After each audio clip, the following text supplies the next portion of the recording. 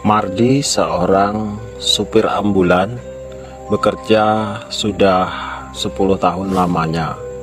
Dia mengabdi dengan dedikasi yang sangat baik atas pekerjaannya. Selama menjadi sopir ambulan, Mardi tidak pernah mengalami kendala apapun. Namun, ada satu kisah yang membuat Mardi merasa menggidik bulu kuduknya, dan selama menjadi sopir ambulan, itu adalah hal paling horor yang pernah ia temui. Malam itu, Mardi seperti biasa bertugas jaga malam. Mardi sebagai seorang supir ambulan tentunya sangat mencintai pekerjaannya. Dia tidak pernah malas untuk berangkat bekerja. Walaupun itu malam hari, hujan badai, atau apapun, dia tetap bekerja. Begitu juga ketika ada pasien atau korban yang meninggal dunia ingin diantarkan atau menjemput, baik itu dari lokasi ke rumah sakit atau dari rumah sakit mengantarkan ke rumah duka, Mardi selalu siap sedia. Malam itu kebetulan ada beberapa pasien di rumah sakit yang mengalami kritis, dan tentunya Mardi diminta bersiap-siap oleh pimpinannya apabila ada salah satu pasien yang meninggal dunia, maka dia harus siap mengantarkannya. Ditunggunya hingga pukul 10 belum ada kabar berita tentang pasien yang meninggal. Hingga akhirnya Mardi pun ketiduran. Tiba-tiba Mardi dibangunkan oleh pimpinannya atau temannya bahwa ada pasien yang meninggal dunia. Tentu Mardi harus segera mempersiapkan diri dan mobilnya untuk segera berangkat mengantar jenazah. Setelah segala administrasinya lengkap, Mardi pun siap berangkat.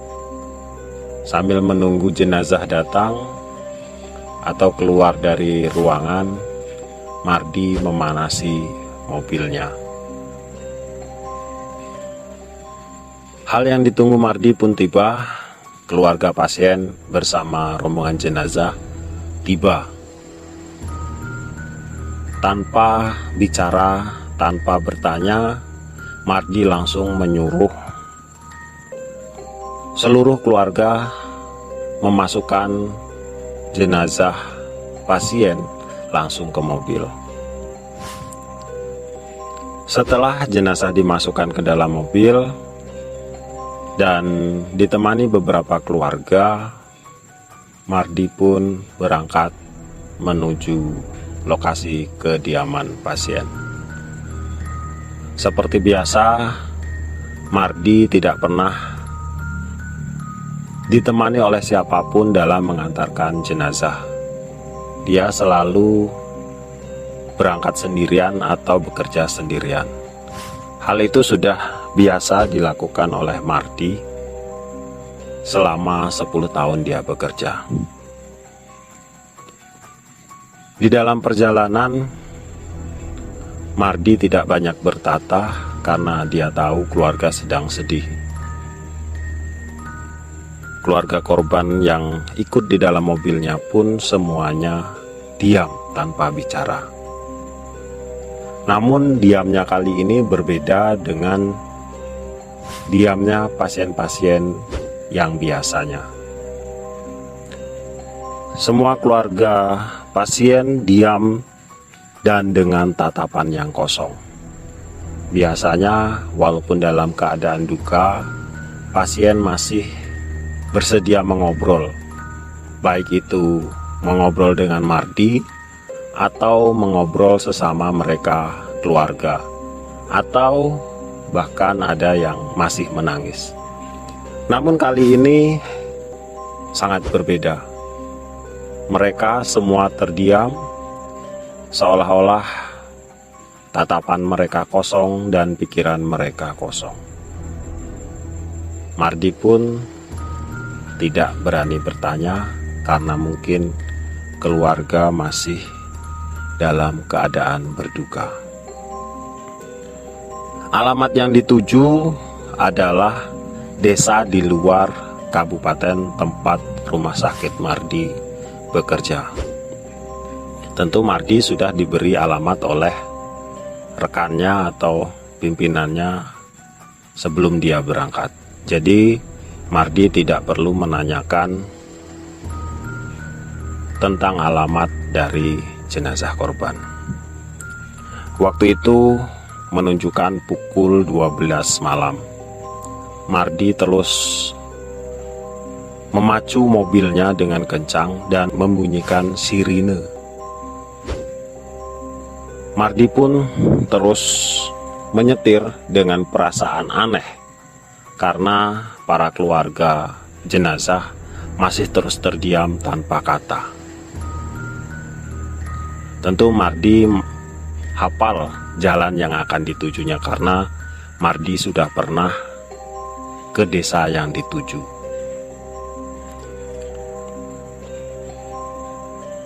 Satu jam berlalu, perjalanan masih harus ditempuh dalam waktu 1 jam lagi. Karena jarak tempuh itu biasanya berjarak 2 jam perjalanan.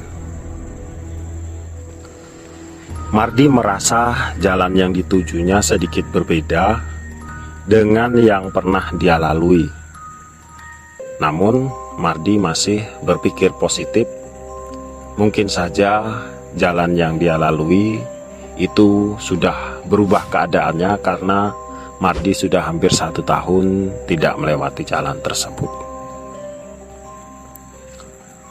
Terus saja Mardi memacu mobilnya hingga akhirnya tiba di desa yang dituju. Mardi bertanya kepada keluarga korban yang berada di duduknya, yang dia rasa itu adalah istri dari jenazah.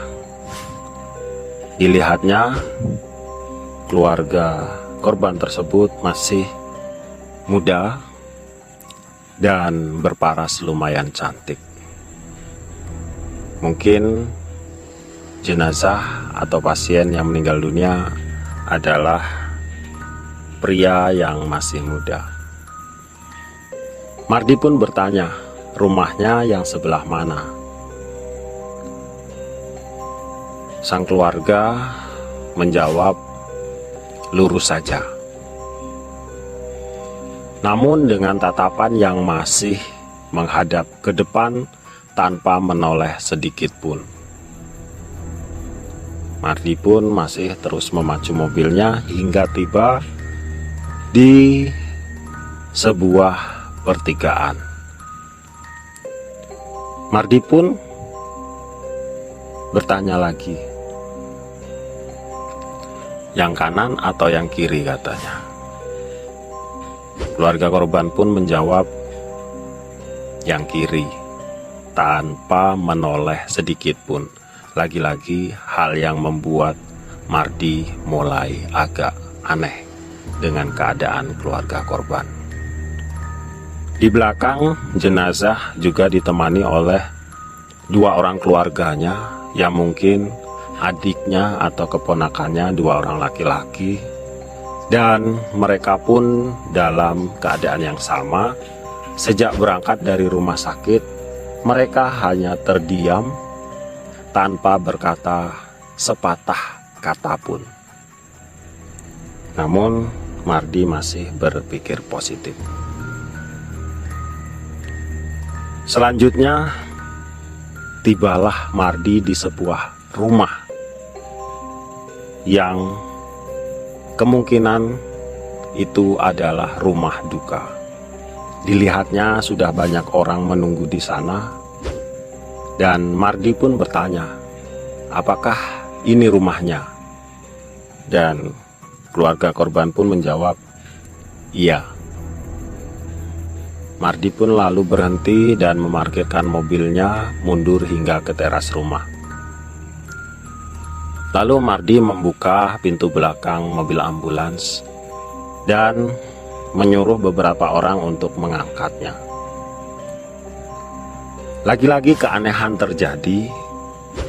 Orang-orang yang disuruh Mardi hanya mengikuti apa yang dikatakan Mardi tanpa berkata satu patah kata pun.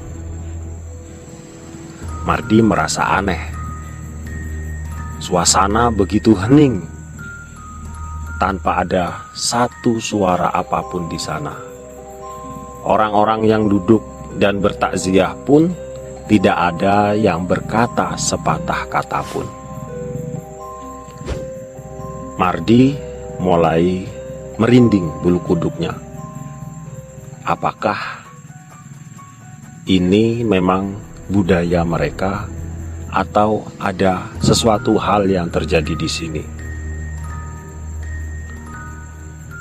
Mardi pun ingin segera pulang. Namun kali ini ditahan oleh istri jenazah. Istri jenazah berkata bahwa Mardi untuk minum terlebih dahulu. Mardi pun tak dapat menolak. Akhirnya dia duduk terlebih dahulu sembari beristirahat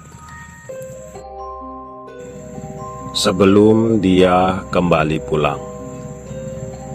Tak lama Mardi pun didatangi beberapa pemuda yang membawa secangkir kopi dan makanan ringan. Namun hal aneh masih terus berlanjut. Dua pemuda yang mengantar makanan dan minuman tersebut juga tidak berbicara sepatah kata apapun. Orang-orang di sekitar Mardi juga semuanya terdiam dengan tatapan yang kosong. Kemudian Mardi bertanya kepada orang-orang bahwa desa ini sedang terjadi apa, kenapa semuanya orang terdiam. Namun yang ditanya pun masih tetap diam tanpa menjawab apapun. Mardi masih merasa kebingungan dan keanehan dengan keadaan tersebut. Lalu dia meminum kopi dan makanan yang sudah dihidangkan. Namun betapa terkejutnya, ternyata makanan yang dia makan itu tidak berasa seperti kopi biasanya dan makanan ringan yang biasanya. Kopi yang dia minum berasa sangat asin dan sedikit berbau amis. Cemilannya pun sama, rasanya asin dan agak sedikit berbau anyir. Namun sama Mardi masih tetap dimakan karena dia menghargai tuan rumah yang sudah memberikan makanan untuknya. Lagi pula keluarga korban juga masih dalam keadaan berduka. Namun karena makanannya berasa tidak enak, Mardi pun merasa sedikit mual. Lama-kelamaan amis itu semakin menyengat hingga berubah menjadi bau busuk atau bau bangkai. Mardi pun mencium bau badannya, mencium bajunya, dan mencium di daerah sekitarnya. Mardi merasa bau bangkai tersebut semakin menyengat menusuk hingga hidungnya. ditanyalah kepada orang di sebelahnya, apakah mereka juga mencium bau bangkai tersebut. Orang yang di sebelahnya tidak sedikit pun menjawab pertanyaan Mardi. 2 kali Mardi bertanya, dia tidak menjawab. Hingga akhirnya orang yang ditanya tersebut menoleh ke arah Mardi. Betapa terkejutnya Mardi melihat sosok orang di sebelahnya itu, wajahnya sangat menyeramkan. Wajahnya hancur dengan darah dan belatung yang ada di wajahnya. Mardi pun terkejut. Sebenarnya dia berada di mana? Dengan tangan gemetar, lutut lemas, Mardi pun ketakutan. Kepalanya semakin pusing, dan akhirnya Mardi pun jatuh pingsan. Keesokan harinya, Mardi ditemukan oleh warga yang melihat mobil ambulansnya terparkir di sisi luar tembok sebuah makam tua. Dilihatnya oleh penduduk tersebut, Mardi sedang tergeletak di atas makam-makam yang memang sudah tidak terawat. Kemudian penduduk tersebut memanggil penduduk yang lainnya untuk mengevakuasi Mardi. Apakah Mardi masih hidup atau sudah meninggal? Akhirnya Mardi pun dibangunkan oleh warga. Betapa terkejutnya Mardi, dia terbangun di area pemakaman. Dan tentunya Mardi pun seperti orang linglung, dia mengingat-ingat kejadian yang sudah lalu. Ternyata Mardi berada di sebuah desa yang memang terkenal cukup angker. Setelah ditenangkan, Mardi pun diantar pulang dengan bantuan Babin Kamtibmas desa tersebut hingga ke rumah sakit tempat ia bekerja. Sesampainya di rumah sakit, Mardi ditanya oleh teman-teman sekantornya, mengapa dia berangkat tidak membawa jenazah pasien. Mardi merasa aneh dan menceritakan bahwa dia sudah membawa jenazah pasien tersebut.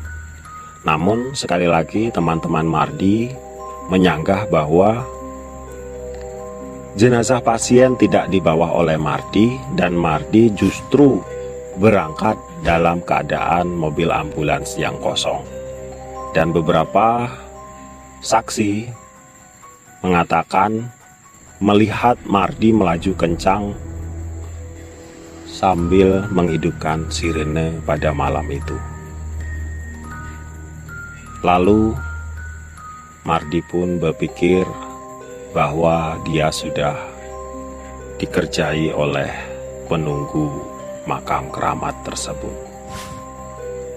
Sejak saat itu Mardi selalu tekun dalam beribadah dan selalu berdoa dalam setiap aktivitasnya.